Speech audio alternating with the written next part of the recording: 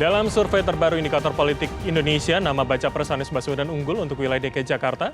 Keunggulan disebut imbas dari kepemimpinannya di ibu kota selama 5 tahun. Apakah ini bisa dijadikan modal untuk pencapresan Anies di 2024 mendatang? Bagaimana dengan nama lainnya, Prabowo dan juga Ganjar? Seberapa potensial kemudian angka yang ada hari ini di ketiga nama capres? Apakah kemudian bisa berubah di last minute? Dan untuk menganalisanya sudah bersama kami, peneliti Indikator Politik Indonesia, Bawono Kumoro. Mas Bawono, terima kasih sudah hadir. Terima kasih Mas Bram, selamat malam. Oke, langsung saja pertanyaan sesuai yang saya tanyakan tadi di awal. Ya. Apakah kemudian karena kepemimpinannya, kemudian hari ini mayoritas warga Jakarta masih memilih ke Anies begitu? Ya, memang kalau kita lihat data survei yang kami baru rilis beberapa hari lalu, persepsi publik DKI gitu ya terhadap kondisi pemerintahan DKI saat ini, di mana juga merupakan dari buah kerja Pak Anies Baswedan, itu tingkat kepuasannya cukup tinggi, gitu ya, di atas 60% gitu ya. Berarti cukup tinggi tingkat kepuasannya. Tentu saja tingkat kepuasan yang tinggi itu berimbas pada persepsi publik DKI terhadap sosok Anies Baswedan sebagai gubernur DKI terakhir kemarin gitu ya. Kalau dibandingkan dengan survei kita di bulan Juli, ketika kita terakhir kali survei di bulan Juli di DKI, ketika itu dalam konteks pilihan terhadap calon gubernur, nama Pak Anies itu masih disebut cukup tinggi, sekitar 30% di top of mind ya, gitu. Nah, ketika kita survei yang terbaru ini di bulan Februari sampai awal Maret, dalam konteks pilihan terhadap cagup DKI, nama Pak Anies sudah mulai turun. Artinya, publik DKI sudah melihat Pak Anies itu ditempatkan dalam konteks kepemimpinan nasional gitu. Naik kelas gitu ya. Tapi seberapa berpengaruh akhirnya soal adanya jabatan, adanya kemudian ketika apakah sudah lepas dari Gubernur DKI Jakarta, anggapnya tidak ada panggung begitu, itu akhirnya bisa menurunkan angka yang Anda sebutkan tadi? Iya, itu dalam konteks cagup ya. Dalam konteks pertanyaan pilihan terhadap calon presiden, sebenarnya temuan survei kami kemarin di angka 42% itu, 42% pilihan terhadap Anies Baswedan, kalau dibandingkan dengan temuan di bulan Juli, itu turun sedikit juga. Artinya di bulan Juli itu angkanya 45% elektabilitas Pak Anies di DKI dalam konteks pilihan terhadap calon presiden, gitu ya. Artinya ada penurunan sekitar 3%. Saat menjabat ya, pada saat itu ya? Juli 2022, ketika itu masih menjabat.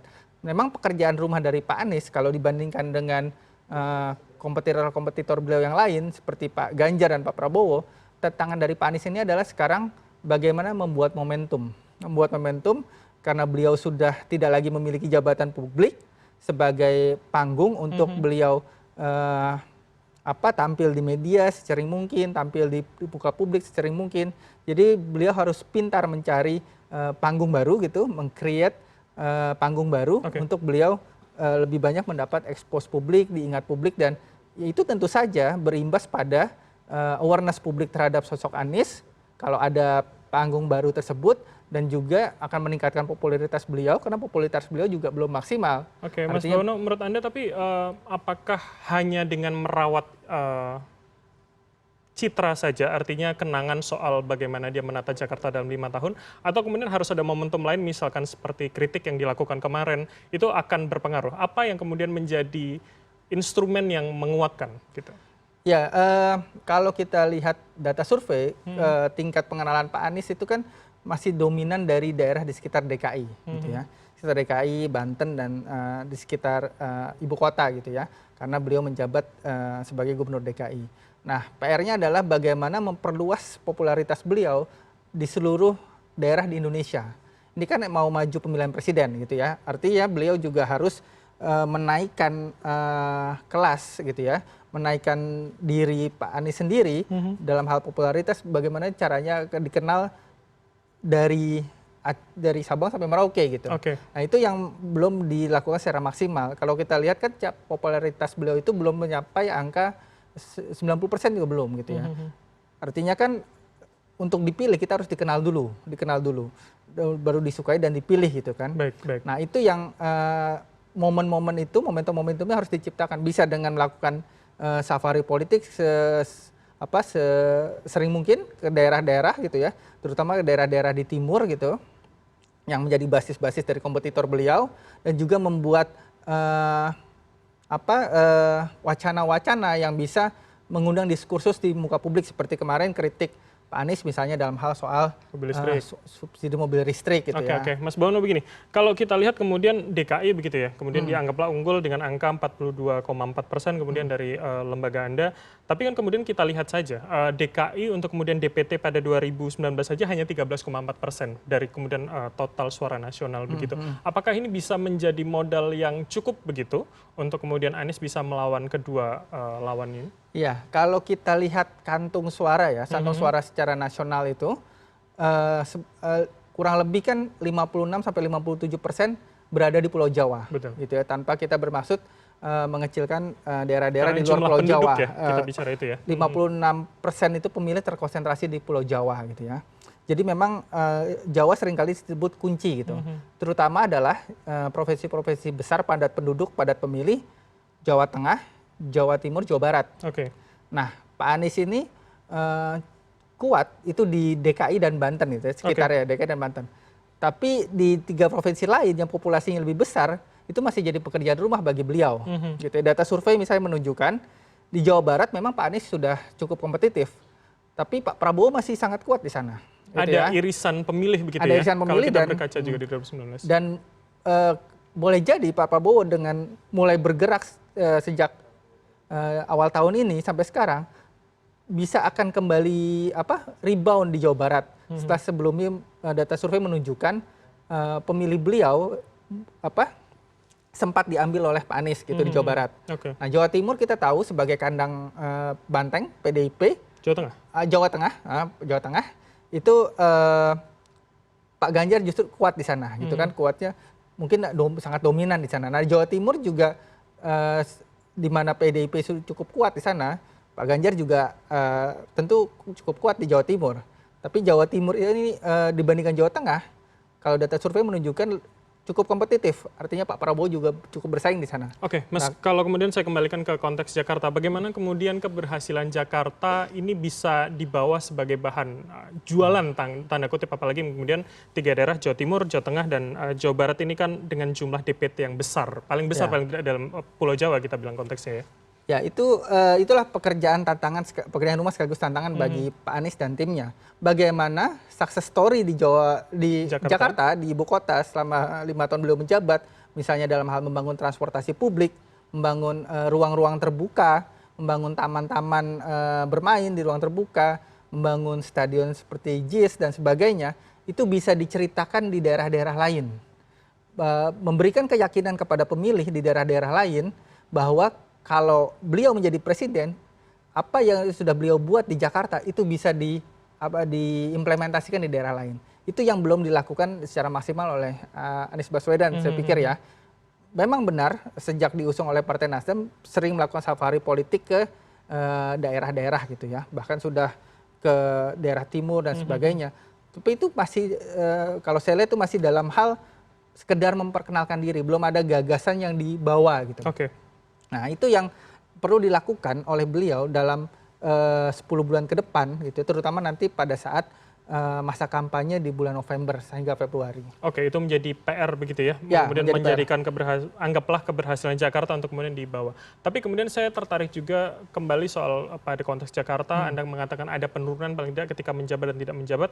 Sebetulnya apakah paling tidak 3% suara yang turun tadi, ini ke Ganjar atau Prabowo, atau malah tidak memilih misalkan? Iya, memang kecenderungan dari, kalau kita lihat data survei, kecenderungan dari Pak Anies ini sejak awal tahun 2023 sampai Maret ini, kalau kita lihat data survei, kecenderungannya adalah menurun di survei nasional. Dan ternyata itu kecenderungan itu juga kita temukan di Jakarta. Sebenarnya angka 42% ini meskipun unggul jauh dengan Pak Ganjar misalnya di angka 33 kalau kita pakai simulasi 3 nama gitu ya. Itu sebenarnya angka 42 itu juga bukan angka yang cukup baik bagi Pak Anies dalam konteks Jakarta. Oke.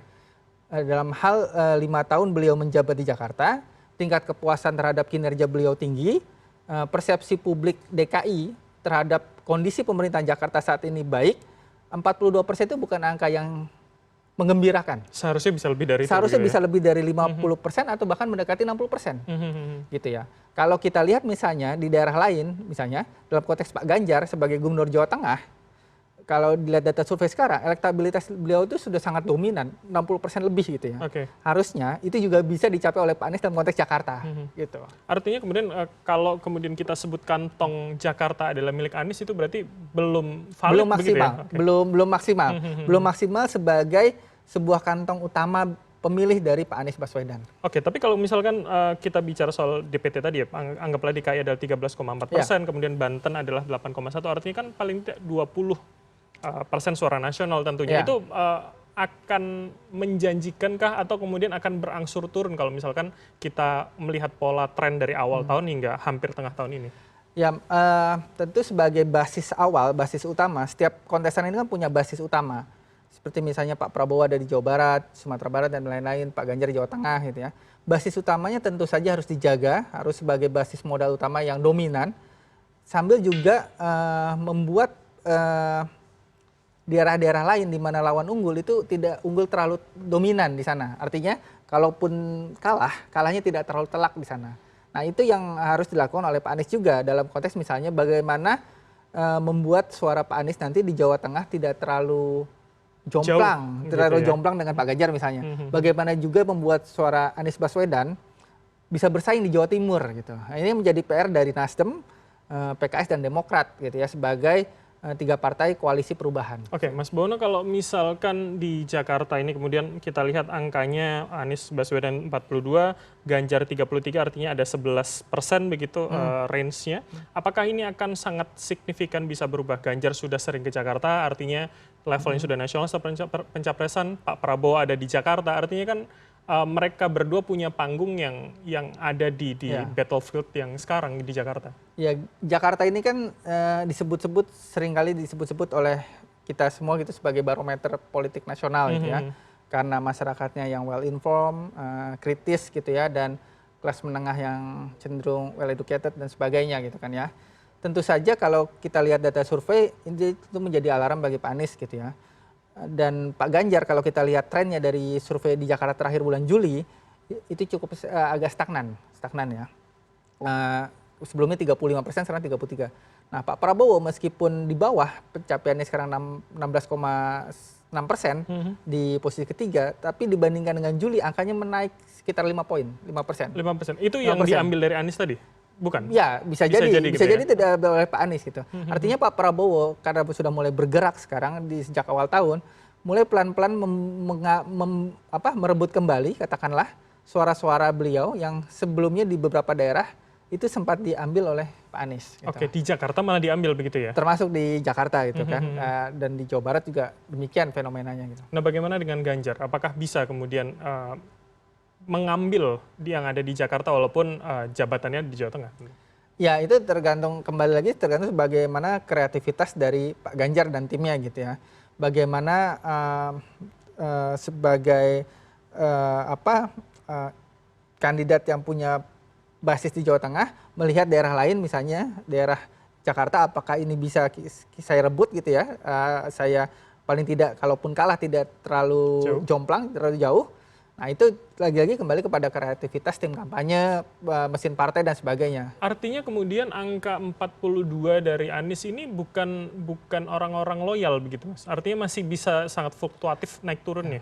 Di Jakarta itu kan pemilihnya kritis ya, pemilih kritis yang saya bilang tadi, kelas menengah yang kritis dominan gitu ya.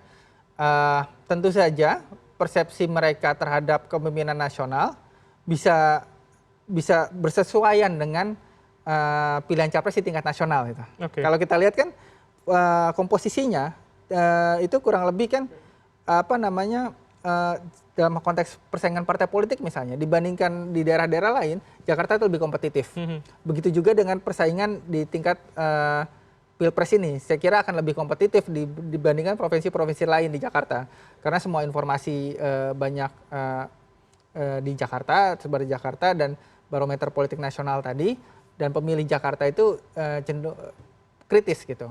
Oke, bagaimana soal isu nasional yang berkembang sekarang? Seberapa mempengaruhi masyarakat atau responden Jakarta sebetulnya? Iya, isu yang berkembang tentu akan lebih menjadi perhatian bagi publik Jakarta ya. Nah, apakah isu itu isu yang lagi-lagi kembali apakah isu itu isu yang sangat related berhubungan dengan kehidupan warga Jakarta? Misalnya dalam konteks subsidi kendaraan listrik gitu, sedikit banyak bisa berhubungan dengan konteks Jakarta gitu. Karena penggunaannya besar di Jakarta. Okay. Misalnya apakah nanti para kandidat capres itu punya gagasan yang sangat cemerlang dalam hal transportasi publik, membangun transportasi publik secara luas di seluruh Indonesia, gitu ya. Kalau itu misalnya ada gagasan itu muncul, itu kan related juga dengan Jakarta yang notabene dalam hal transportasi publik sudah lebih unggul ketimbang daerah lain gitu. Oke, jadi persepsinya bukan regional lagi ya, bukan hanya soal tata kelola Jakarta, tapi kemudian bagaimana global. Anies menanggapi isu nasional itu juga akan berpengaruh begitu ya? Jadi apa yang sudah dilakukan oleh Pak Anies di DKI seharusnya bisa beliau kapitalisasi gitu ya. Success story itu bisa beliau tapi kapitalisasi. Saya melihat belum ya, belum maksimal. Artinya bisa banyak yang sudah beliau lakukan di Jakarta, transportasi publik, mengintegrasi transportasi publik dan sebagainya. Tapi itu belum beliau jadikan sebagai modal dasar untuk diceritakan ke daerah-daerah lain, diyakinkan ke daerah-daerah lain bahwa kalau saya jadi presiden bisa membawa apa yang sudah saya bangun di Jakarta ke daerah Anda gitu. Oke, terakhir bagaimana kemudian hari ini dengan Jakarta yang sudah dipegang oleh gubernur yang baru meskipun PJS begitu, tapi kemudian itu juga apakah bisa mempengaruhi? Apakah orang akan membandingkan yang akhirnya sangat mempengaruhi terhadap popularitas dan elektabilitas Anies? Ya, itu tergantung seberapa relevan kebijakan dari Pak Heru Budi gitu ya, sebagai pejabat gubernur DKI yang sekarang dalam mengeluarkan kebijakan. Apakah kebijakan yang beliau keluarkan itu secara substansi itu lebih baik dari kebijakan Pak Anies sebelumnya? Tapi orang akan membandingkan dan itu bisa berpengaruh. Bisa begitu berpengaruh. Ya? Artinya kalau kebijakannya yang Pak Heru buat itu ternyata lebih baik dalam kebijakan apapun, apakah transportasi atau kebijakan ruang terbuka hijau gitu, atau kebijakan-kebijakan lain itu lebih baik, itu orang tentu akan menilai berpengaruh terhadap Pak Anies gitu, kebijakan Pak Anies. Tapi kalau misalnya kebijakan yang Pak Heru Budi buat tidak jauh lebih baik, itu tentu orang akan lebih membandingkan bahwa kebijakan Pak Anies lebih baik. Jadi akan juga bisa menjadi penyumbang begitu ya kalau kita lihat. Akan menjadi penyumbang menguatnya elektabilitas Pak Anies di DKI atau melemahnya. Oke, terima kasih Mas Bawono atas insight-nya dari peneliti indikator politik Indonesia telah bergabung sama kami di kanal Pemilu Terpercaya.